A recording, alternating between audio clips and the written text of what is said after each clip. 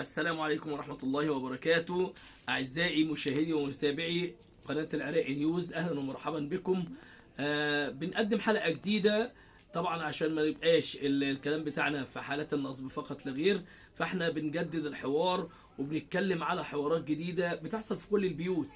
النهاردة بنتكلم عن مشكلة يعني اتعرضت معانا منذ قليل، وهي مشكلة ايه؟ زوج وزوجة.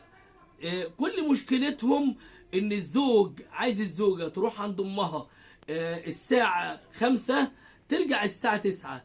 تخيلوا المشكلة حصلت بسبب ايه؟ المشكلة حصلت بسبب ان الزوجة اتأخرت ل9 و5. هو دي المشكلة. جايين المشكلة عايزين يوصلوها للمأذون ويتم الطلاق بسبب ان المشكلة ان الزوجة اتأخرت 5 دقايق عند والدتها.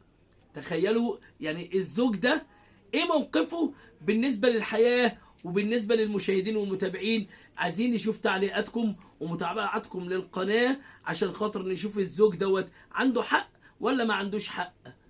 الزوجة طبعا هي بتقول، طبعا هي يعني عاملة يعني منبه للتليفون ينبهها عشان تقدر تقوم وتتحرك من عند امها تروح للزوج الساعة 9 الا ربع، فهي اتأخرت 5 دقايق. الزوج بيقول يعني ازاي انها تتأخر 5 دقايق؟ ازاي ان هي ما بتجيبش طلبات من الشارع؟ لا، هو مش عايزها تجيب طلبات من الشارع، هو هيجيب لها طلباتها كلها. ولو ما عملتش، لا الزوجة ما بتقومش بخدمتي في قلب البيت، لا الزوجة بتروح عند امها، لا بتتأخر. ازاي تتأخر؟ ازاي ان الزوجة لو اختها هناك موجودة معاها عند امها، ان الزوجة لو نزلت مع اختها او جوز اختها هينزل معاهم ولا لا، او كلام يعني حجج مش عارف يعني بصراحة. يعني انا شايف ان الحاجة دي هايفة. وطبعا انا قلت اعمل حاجة اللي هي ايه، ان انا اعرض الموضوع على حضراتكم ونشوف التعليقات اللي هتيجي للناس دي للزوج والزوجة. وانا قلت له يتابع معايا طبعا بدون اسماء عشان ما يبقاش فيها احراج، لان دي مشاكل تعتبر عائلية، ولكن الزوج ده حاسس ان هو رأيه هو الصح.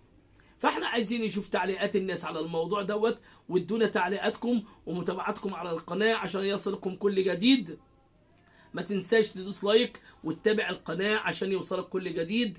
وده يعني نظام جديد بدأنا ننزله عشان خاطر نشوف تعليقات الناس عليه عشان نوصل لحاجة والحل مع الزوج والزوجة الأمت. وشكرا لحسن متابعتكم على قناتنا العراق نيوز. بشكركم والسلام عليكم ورحمة الله وبركاته.